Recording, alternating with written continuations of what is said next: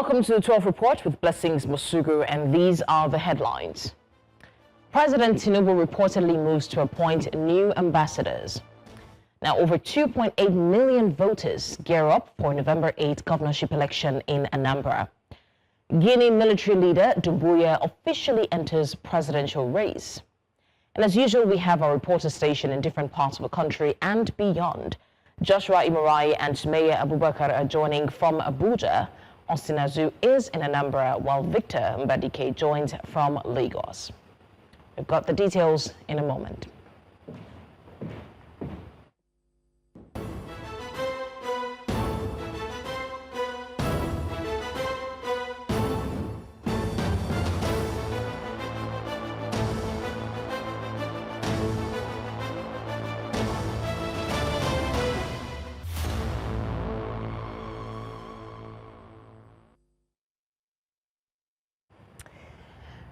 Let's start with reports saying that President Bola Tinubu is finalizing the appointment of ambassadors to Nigeria's foreign missions after months of delay and diplomatic gaps. Presidency sources say the president ordered the final cleanup of the nominee list to remove diseased, retired, or ineligible candidates before public release. The Senate had screened the nominees earlier, but revisions became necessary following several changes. The move comes 2 years after Tinubu recalled all ambassadors in a diplomatic overhaul, leaving most missions run by chargé d'affaires. The development comes amid renewed diplomatic tension sparked by U.S. President Donald Trump's remarks on Nigeria. And to the judiciary, where Justice James Omotosho of the Federal High Court in Abuja has given Nnamdi Kanu until November 5 to open his defense or have it considered waived. The judge who presided over Tuesday's proceedings urged Kanu to either consult lawyers conversant with criminal law or appoint one to represent him in the terrorism charges filed by the federal government.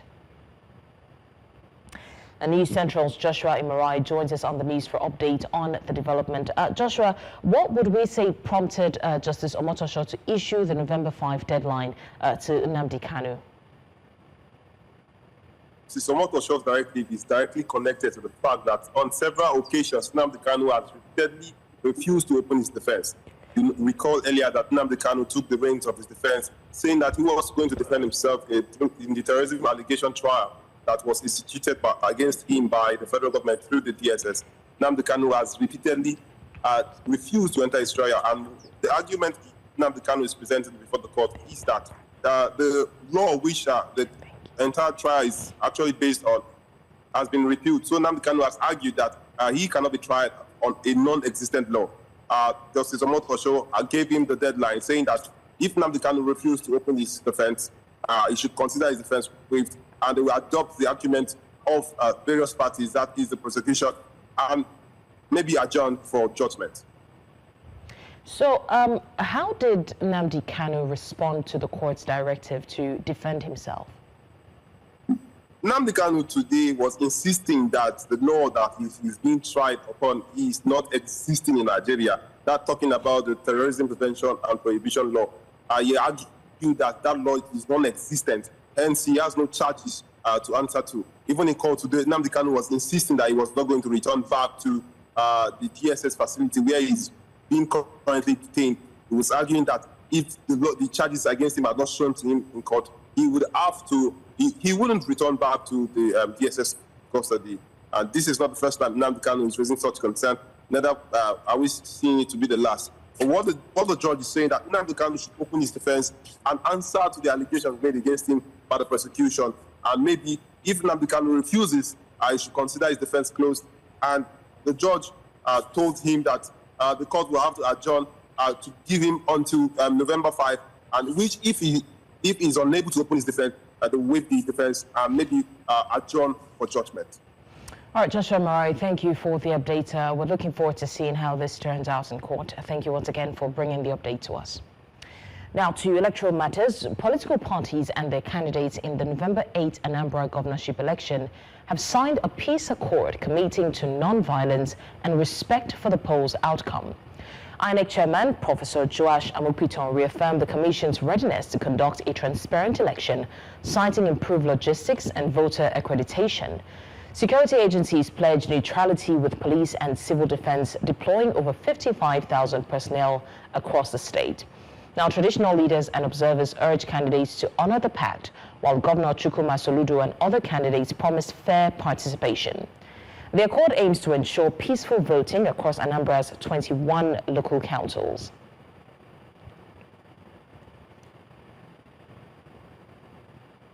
Meanwhile, over 2.8 million eligible voters will head to the polls on Saturday for the governorship off-cycle election in Anambra State.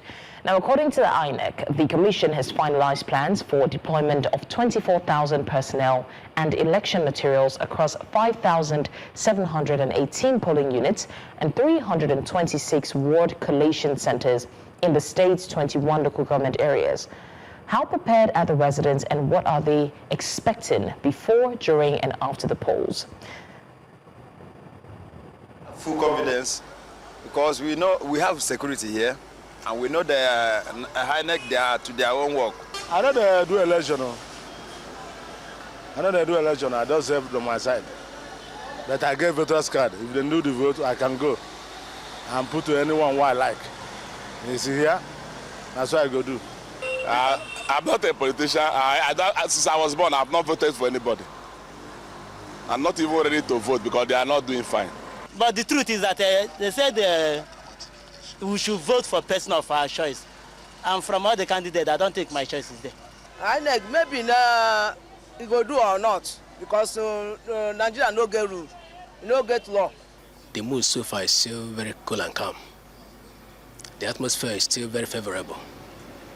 By the grace of God, if this atmosphere should be maintained, I think we are going to have a peaceful election so far in this state. Well, my colleague News Central's Austin Azu joins us live from Anambra for more details on the mood in the light of the nation's the elections in Anambra State. Austin, what's the general atmosphere like in Anambra State? We see that over 2.4 million people are headed to the polls on Saturday for the off-cycle elections. What are their expectations?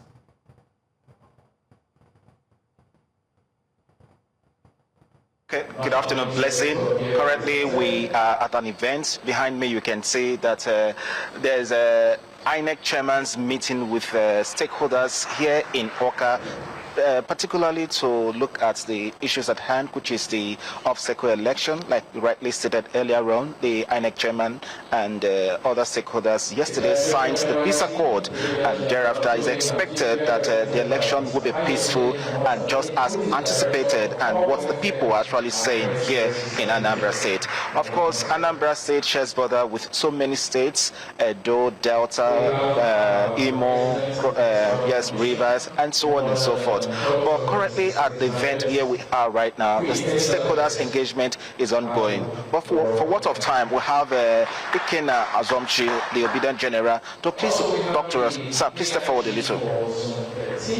Okay, sir, you are a stakeholder, sir. Okay, bring us to speed. What are the expectations of residents of Anambra State before the election, during the election, and after the election? Well, as you can see, we are all here as stakeholders to make sure that we are monitoring the electioneering process. We want to be sure that Anambrarians come out en masse on time and vote for their preferred candidates. And there's no doubt about the readiness. You can see everyone is here. The stakeholders were ready, we are waiting. Of course, you are not a security personnel, but I would like to put this question before you. The last election that brought in this incumbent governor was marred with so many violence before the election day. As a stakeholder, what are the feelers from the field in terms of maintaining peace and order among the political parties? Well, I think I can give the governor credit for that. Coming from the obedient family, we endorsed him based on his performance. You can see that the crime in Anambra for some months now has really gone down. So we are not expecting to see any form of insecurity or any form of attacks on anyone. Anambra is peaceful at this moment. Of course, you cannot rule out pocket of crimes here and there. As long as people live, crime must be committed. But I give kudos to the governor. Okay, let's talk about the stakeholders' engagement here now. What's likely the things you might likely take away from this stakeholders' engagement, and what is primarily is the purpose of this stakeholders' engagement? Well, as you can see, we have a new INEC chairman whom everybody is looking at now to see his first election process. And we are sure, knowing his background, I think we should give him time. I'm positive, actually. I'm here positively because I believe it will go well. So what are the takeaways from this stakeholders meeting with the INEC chairman? The takeaway is to make sure that he directs INEC to do the right things, to make sure that there's no voters' apathy and that people do their jobs. The INEC staffs are on point. We don't expect to see any foul plays with the new INEC chairman. We are confident. Okay, before I let you go, we spoke to a cross-section of respondents who expressed diverse opinions about, indecisive about their going to the poll on Saturday. As a stakeholder, how far have you guys gone with voter sensitization? Well, we are not expecting a lot of much voters apathy because we know that most of the aspirants have been campaigning, and based on the spirit of Anambra-ness, the Anambra people are people who want to do things practically. So we expect the Anambrians to come out. We have been doing the sensitization, as you can see. I've been here the last 2 months, urging obedience to go out and vote.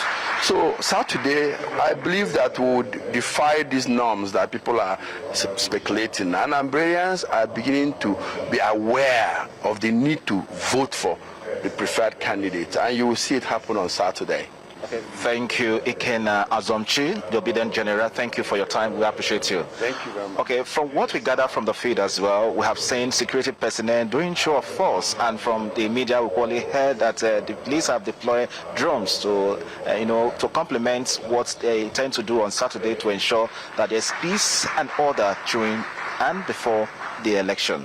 So back to you in the studio, Blessing. Azu, thank you so much. The Anambra people are heading to the polls on Saturday, and they'll be voting for their preferred candidate. Thank you for the update. Now, the International Press Center has called on citizens to renew their trust on Nigeria's electoral process and institutions. This was during a dialogue in Abuja where stakeholders say that the dialogue will provide a platform for journalists, civil society groups, political actors, and citizens to exchange ideas on how to rebuild public confidence in elections and electoral institutions. Our correspondent, Blessing Ahibe, compiled this report. It was a gathering of civil society organizations, political party representatives, election observers, and journalists to deliberate on ways to improve trust in the nation's electoral process. However, the key focus of this event centered on concerns over declining public confidence in election management. It is based on trust that those who are in charge of the process have the capacity and the ability to actually deliver good elections. We just don't want to stand guarantor for people who do not feel that they have a basis to also live up to the mandate that they have been given. So a lot more needs to be done. At the NOA, we are fully committed to rebuilding and strengthening this trust. Our mandate is simple, but it's also very crucial. One of our mandates is to deepen civil consciousness, promote national unity, and empower citizens with the knowledge and values that sustains democracy. Stakeholders say that for democracy to thrive, Nigerians must trust the institutions that govern elections, and the media must play its watchdog role with professionalism and integrity. The key moment at the event was the signing of a memorandum of understanding between the IPC, the Nigerian Association of Women Journalists, and the Guild of Corporate Online Publishers. So now which call to action is that media reforms. One, we must strengthen ethical standards and gender balance in newsroom leadership. We must partner with INEC, civil society, and schools to promote informed voting. This is why the initiative of the International Press Center is not just welcome. It is a vital act of resistance. And it is why we are particularly excited by this signing of the memorandum of understanding with Nigerian Association of Women Journalists and the Guild of Corporate Online Publishers. That citizens must begin to organize to hold these institutions more accountable. And one of the most powerful instruments for doing this is the media. The agreement seeks to promote gender-sensitive, ethical, and fact-based election reporting, while also calling for stronger collaboration, transparency, and inclusive participation in elections across the country. You're live with us in the news. We go on a break now. When we return, President Tinubu directs immediate resolution of doctors' strike. More stories when we come back. Stay with us.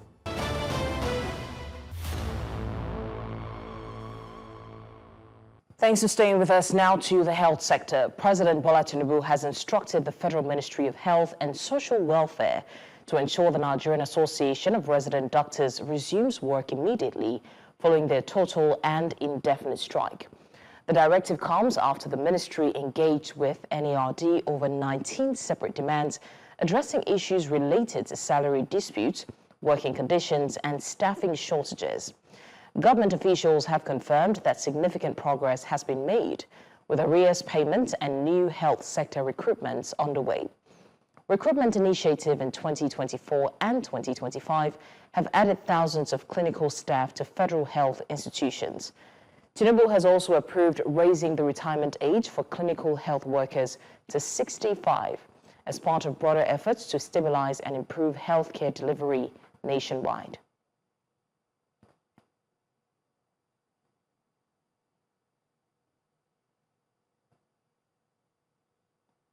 Now on education, something new is happening in Nigeria's education sector, and it's all about transparency and accountability. The Ministry of Education just launched a major digital initiative that could change how our tertiary institutions are managed. Now, for more on what this means and how it works, we'll join our correspondent, Sumaya Abubakar, to give us more on this. Sumaya, thanks for joining us. What exactly is this new initiative all about? Good afternoon, Blessing. Yes, this initiative is all about the Federal Tertiary Institution Governance and Transparency Portal. Now, of course, this is a digital system that has been put in place in order to, hold the educational system and sector in general accountable. According to the ministry, this is something that, Nigerians have been asking for, because each time we tend to see a lot of appropriation of, the budget being given to the education system, and Nigerians keep complaining they don't know what is going on. So this system is, put out there digitally for Nigerians to just log in. Of course, it's a website of www.transparency.education.gov.ng. It is for first in terms for the government, it is for them to, keep tab on what is going on and hold, people in the tertiary institutions, specifically the tertiary institutions, talking about the College of Education, the universities, and also the polytechnic, also will be on this. Now, according to the ministry, they say that these institutions are supposed to submit their data on a yearly basis, talking about the first quarter of every year.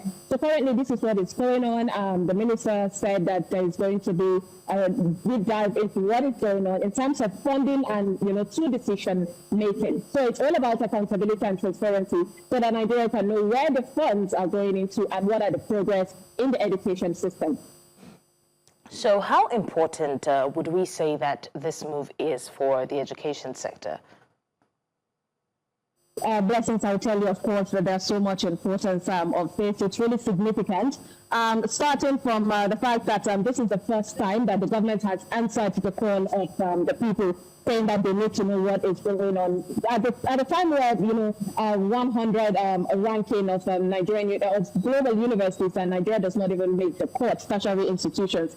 So also officials are saying that this would help curb corruption, where there will not be, mismanagement of funds in the education system, and if at all there is money being put in place for something to happen, in order for this education system in Nigeria to grow, then everything would be used appropriately. They also said that, how resources are used, how there is gains in the education sector would be, out there for not only students, not only the lecturers, even the government, but also for the people. According to them, it's all about integrity for the government. They want to make sure that they put themselves out there to show that they are doing right by the people.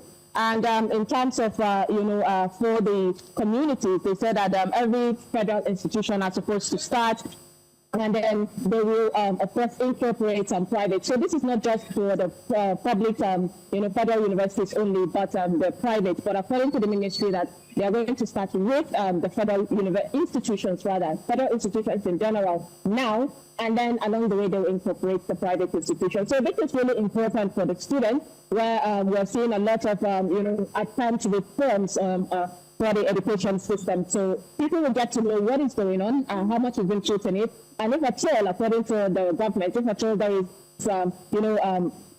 perhaps a loophole or gaps that the government or the public would see, then they should call attention of the government on that. All right, thank you so much for the update on that. And it's a very good thing to see what's happening in the education sector. We're hoping that they can follow through with this. Thank you once again. Let's talk security now. A fresh invasion by bandits has unsettled several communities in Shanono and Senyawa local government areas of Kano State. The emerging security threat follows a series of alleged bandit incursions from Katsina State following a peace deal with the Katsina State government. News Central earlier reported that the terrorists unleashed terror on some Kano communities sharing borders with neighboring states, with over 1,600 cattle rustled and several residents killed and injured.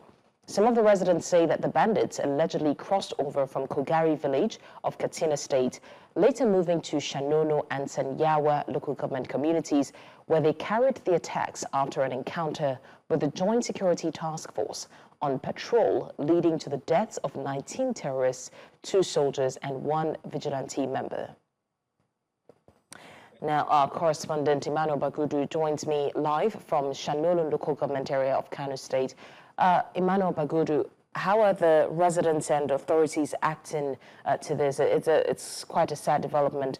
What is the security situation in Shanono as we speak? Okay, yeah, I'm actually standing right here in Shanono local government area of Kano State. Of course, just behind me here is the road that leads to Torrent, of course, at the scene of the attack.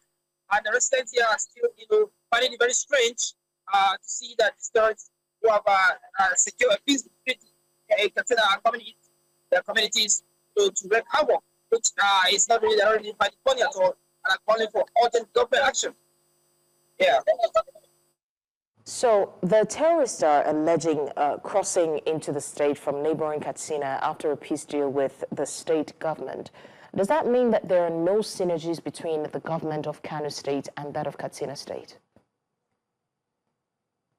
Okay,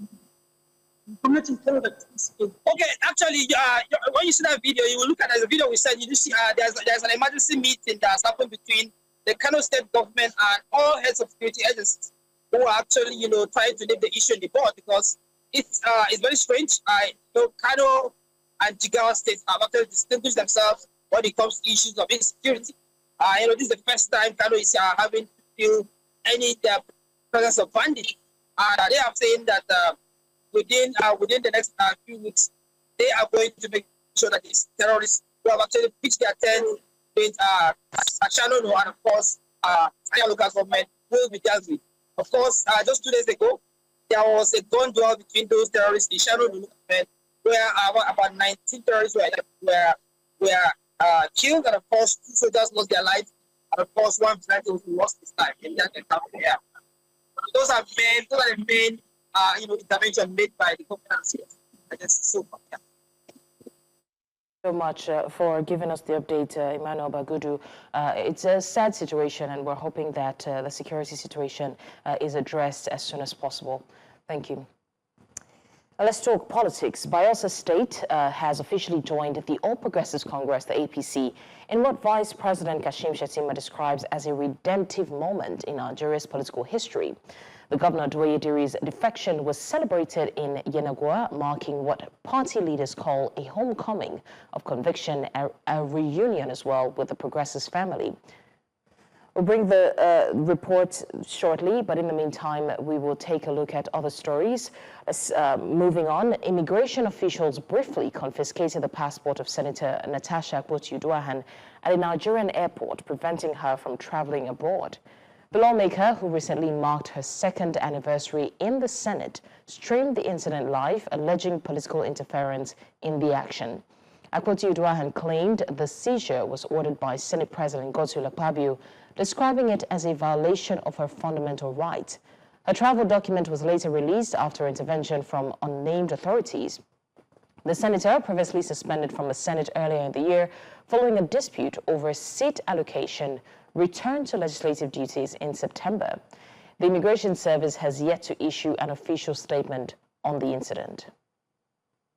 Godswill Akpabio, the Senate President, has instructed the Comptroller General of Customs to deny me exit, to withhold my passport. This is wrong. There was no order. Yes, I know I have 2 federal government cases against me, of which the President of Nigeria instructed the AGF to cancel the cases, to withdraw the cases. No, hold on, please. This President Bola Tinubu actually spoke with Godswill Akpabio to terminate all the cases against me because he agreed that they were politically witch-hunting cases. Hold on. So there is no reason why my passport should be withheld at the international airport. There is no reason why. You have no right to do that, madam. You have no right. You are taking laws into your hands. There is no court order. I have not missed any of my court appearances. I have attended all my court sessions. I am not a flight risk. I am not a risk to my country. So why are you treating me like a criminal? Can I have my passport, please? Thank you very much. Sometimes I think you just have to be a rebel to get things right. Then you keep asking Nigerians to be good citizens. If I had not gone public, would you have given me my passport?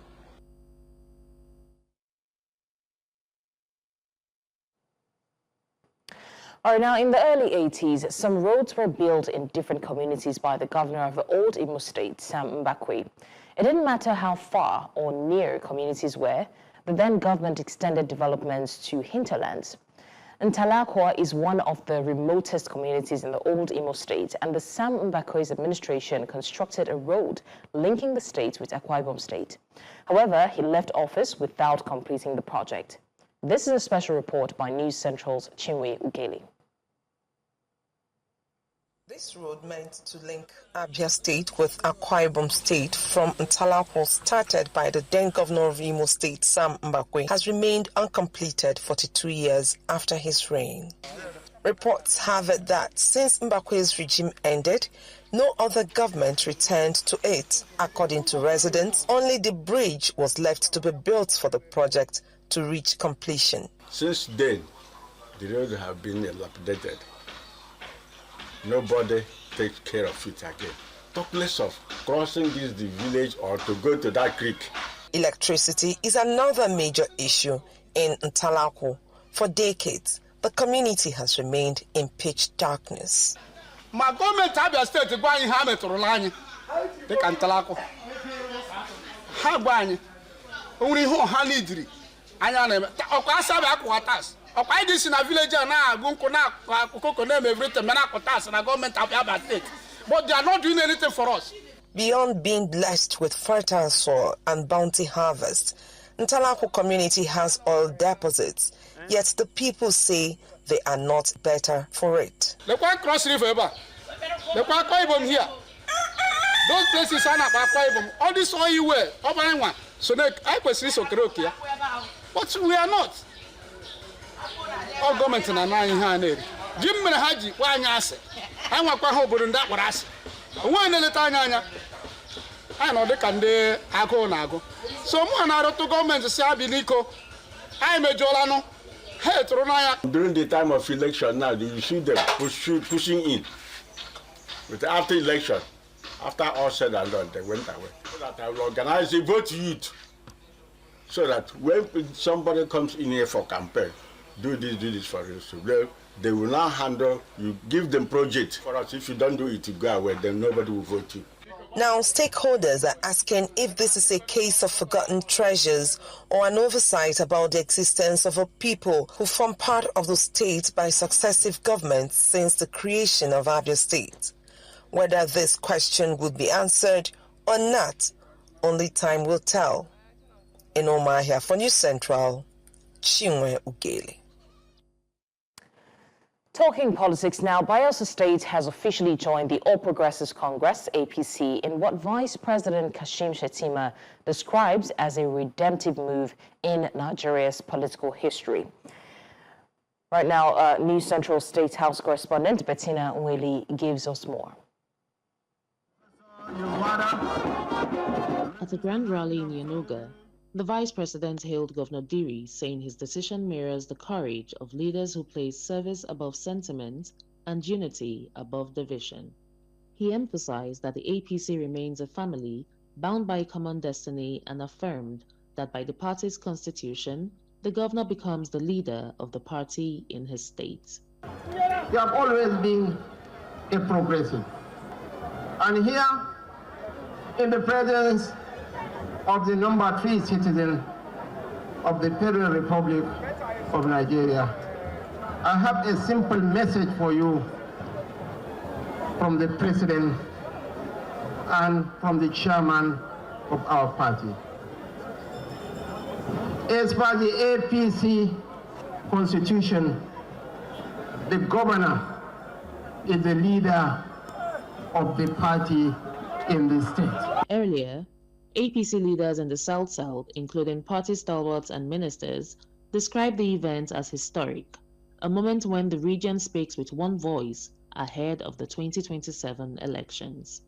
Governor Diri, in his remarks, says that his decision to join the APC is rooted in his belief in developmental politics and not opposition. For those who are jealous that today the progressive-minded governor of this great state of Bayelsa, Governor Diri, is taking this decision. On that note, I want to congratulate my brother, Governor Diri. This decision today by the governor of Bayelsa State to join the progressive movement is really a thing of joy and a testament to the leadership qualities of the leader of our great party.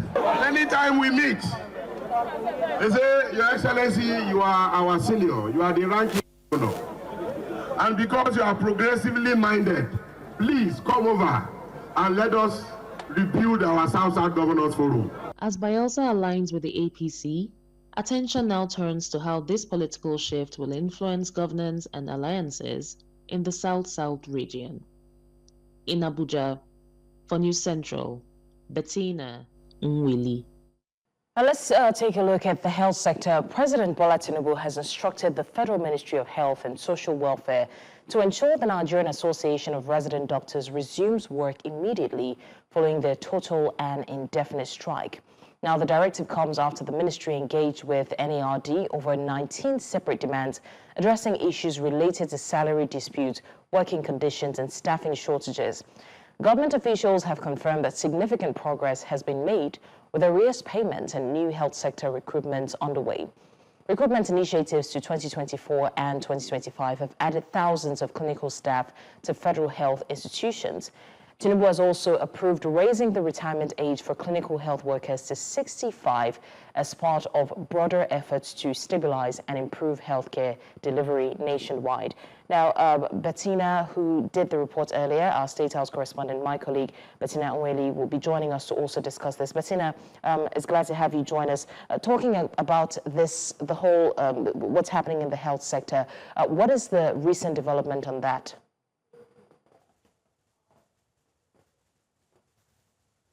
Well, we're still waiting to hear from the government pertaining the strike in itself, but I can confirm to you that earlier today there was a meeting with the National Association of Nurses and Midwives talking about an event that they are set to hold next year, April 2026. Now, the Commonwealth Nurses and Midwives Federation comprises of 58 different countries, and Nigeria has won the bid to actually host this particular event next year. So they are seeking the support of the government to make sure that they make it something that is worth talking about and worth bringing home. So that was the meeting that we just had with the Chief of Staff to the President recently, about a few minutes ago at the State House.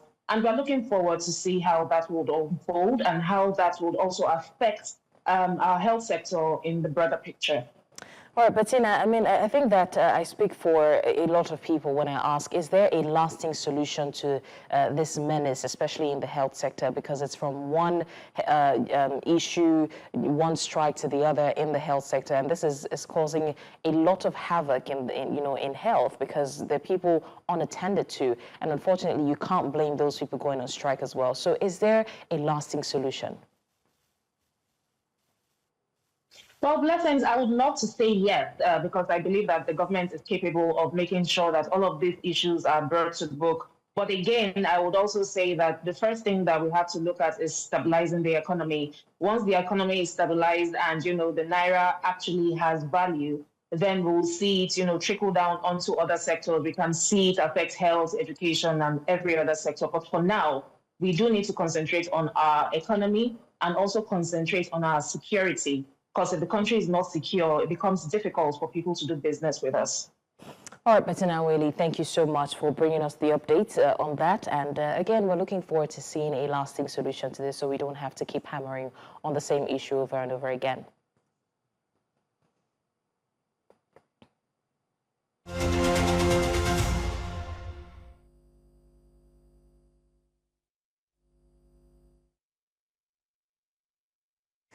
And now to business. The organized private sector, OPS, and the Nigeria Labour Congress, NLC, have strongly opposed a proposal urging the Central Bank of Nigeria to introduce 10,000 naira and 20,000 naira currency note. The recommendation made by Quartus Economics in the report is Africa's eagle stock, or soaring back to life, claims higher denominations are needed to restore the naira's purchasing power. However, OPS and Labour leaders argue the move would worsen inflation, undermine cashless policy gains, and benefit only the wealthy. Now, they stress that introducing higher value notes contradicts Nigeria's digital economy goals and does nothing to address core issues like production, fiscal discipline, and monetary instability. And now the federal government, through the Nigerians in Diaspora Commission, NIDCOM, has launched a renewed effort to convert over $20 billion in annual diaspora remittances into strategic investments that can accelerate national development. In a statement on Monday, NIDCOM announced the 8th Nigerian Diaspora Investment Summit, scheduled for November 11 to 13, 2025, at the State House, Abuja, themed fast-tracking regional and national development by mobilizing diaspora investment. The hybrid summit will convene diaspora investors, banks, private sector players, and policymakers to channel skills, capital, and innovation into key sectors like energy, real estate, finance, and technology through investment pitches, exhibitions, and high-level networking. U.S. Treasury Secretary Scott Bessent says he will attend the Supreme Court hearing this week on the legality of President Donald Trump's tariff policy, describing the case as a matter of national security. Speaking on Fox News, Bessent says he hopes to sit in the front row to underscore the economic urgency behind the tariffs, which are being challenged in court. Now, when asked whether his presence could be viewed as an attempt to influence the justices, he dismissed the idea, insisting he's there to highlight what he called an economic emergency. The case will test the scope of executive power over trade policy.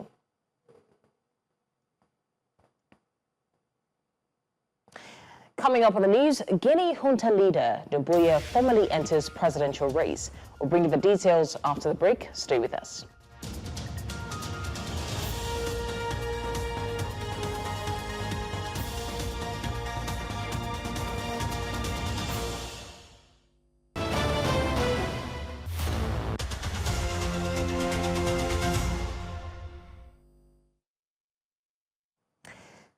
Thanks for staying with us. Now, the news continues in West Africa, where Guinea's military ruler, Mamady Doumbouya, has formally entered the country's December 28 presidential race, submitting his candidacy to the Supreme Court in Conakry under tight security.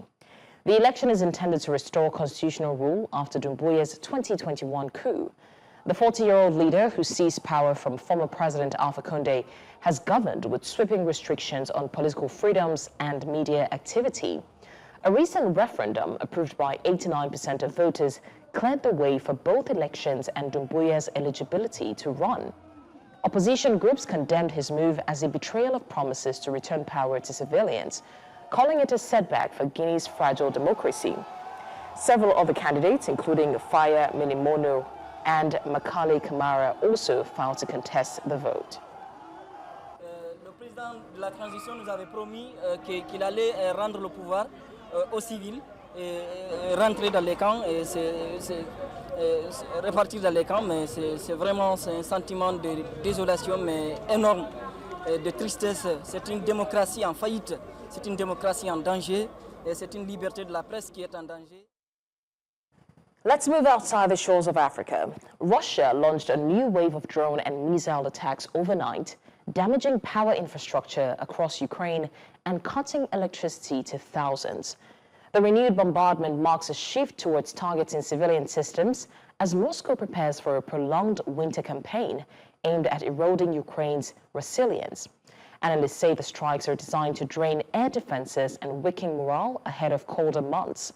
Meanwhile, Washington has yet to move forward with supplying Tomahawk cruise missiles, leaving Kiev without the capability to hit deep inside Russian territory.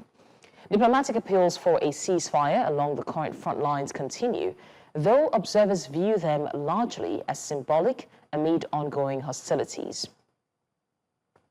For more on this, I'm joined by our senior international correspondent and anchor, Afia Hagan. Now, Afia, overnight, Russia launched a fresh wave of drone and missile attacks that hit civilian infrastructure and cut power to thousands. What does the escalation tell us about Moscow's winter strategy?